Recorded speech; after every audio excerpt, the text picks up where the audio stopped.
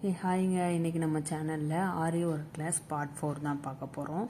So இந்த கிளாஸில் உங்களுக்கு அந்த ஷார்ப் எட்ஜஸ் எப்படி போடுறதுன்னு சொல்லி தரப்போகிறேன்.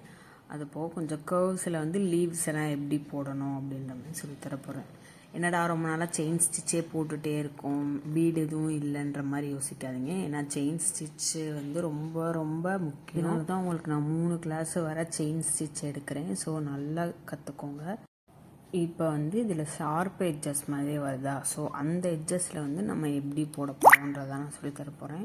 ஸோ அந்த மாதிரி வரைஞ்சிட்டு ஸ்டார்டிங்லேருந்து கரெக்டாக அந்த ஷார்ப்னஸ் வரைய கொண்டு வந்துட்டு அந்த இடத்துல ஒரு எக்ஸ்ட்ரா ஒரு ஸ்டிச்சு சின்னதாக போடணும். அப்போ தான் உங்களுக்கு அந்த ஷார்ப்னஸ் நீட்டாக கிடைக்கும். நமக்கு அந்த ஷார்ப்னஸ் நீட்டாக கிடைச்சாதான் டிசைன்ஸ் நீட்டாக நமக்கு தெரியும் ப்ளவுஸில். ஸோ நம்ம போடும்போதே அதை எக்ஸ்ட்ராவாக ஒரு ஸ்டிச்சு கரெக்டாக போட்டோம்னா நமக்கு நல்லா வரும். ஸோ நம்ம போடும்போதே அந்த ஷார்ப் எட்ஜஸோடையே கரெக்டாக போடுவோம். மேலே எப்படி நம்ம ஷார்ப்பாக போட்டிருக்கோமோ அதே மாதிரியே கீழே கர்வ்லையும் நம்ம ஷார்ப்னஸ் கொடுக்கணும். 2 பக்கமே நீங்கள் அந்த ஷார்ப்னஸை ட்ரை பண்ணுங்கள். ஸோ இது ஃபுல்லாக நான் போட்டு முடிக்கிறேன். போட்டு முடித்ததுக்கப்புறம் எப்படி இருக்குன்னு பாருங்கள். ஃபினிஷிங்கில் நாட் போட்டுட்டோம்னா நமக்கு இப்படி தான் நீட்டாக இருக்கும். ஸோ எட்ஜஸ் ஷார்ப்பாகவே போடுங்க. இப்போ நெக்ஸ்ட்டு நம்ம கர்வ்ஸ் மாதிரி வரைஞ்சி ஒரு அதில் லீவ்ஸ் மாதிரி கொடுக்க போகிறோம். ஸோ போடும்போது கரெக்டாக கீழேருந்து ஸ்டார்ட் பண்ணி லீவ்ஸோட அப்சைடு வரைய போயிட்டு எட்ஜில் போட்டுட்டு அந்த எட்ஜிலேயும் ஒரு நாட் எக்ஸ்ட்ரா போடணும். அப்போ தான் உங்களுக்கு அந்த ஷார்ப்னஸ் கிடைக்கும். இந்த மாதிரி டிசைன்ஸ்க்காக தான் நான் உங்களுக்கு ஷார்ப்னஸ் நான் சொல்லித்தரேன்.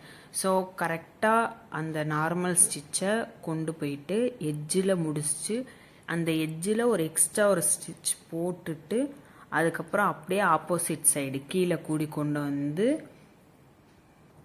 வந்துட்டு அப்படியே கண்டினியூஸாக மேலே போடணும். ஆல்ரெடி நம்ம ஸ்டிச் பண்ணியிருக்கோம்ல, அதுலேயே ஒரு 2 ஸ்டிச்சு எக்ஸ்ட்ரா போடுவோம். போட்டுட்டு அப்படியே மேலே அப் சைடு எடுத்துகிட்டு போயிடுவோம். ஸோ இந்த மாதிரி கண்டினியூஸாக கையெடுக்காமல் இந்த ஸ்டிச் நீங்கள் பழகணும். அப்போ தான் உங்களுக்கு அடுத்த லெவல் ஏதாச்சும் ஸ்டிச்சிங் இந்த மாதிரி கொடி ஸ்டிச்சிங் போடும்போது உங்களுக்கு அது ஈஸியாக இருக்கும் போடுறதுக்கு.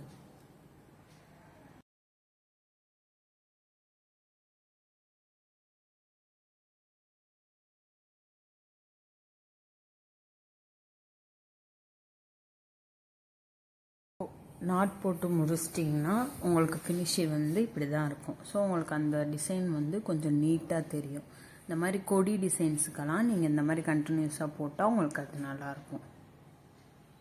நெக்ஸ்ட்டு ஃப்ளவர் ஸ்டிச் தான் போட போகிறோம். ஸோ நீங்கள் எந்த ஃப்ளவர்னாலும் ட்ரா பண்ணி அது மேலே இந்த மாதிரி போடலாம். அப்போ தான் உங்களுக்கு அந்த ஃப்ளவர் எப்படி போடணுன்றதும் உங்களுக்கு தெரியும். நெக்ஸ்ட்டு கிளாஸஸ் பார்க்க மறக்காமல் என்னை சப்ஸ்கிரைப் பண்ணிக்கோங்க. தேங்க்யூ.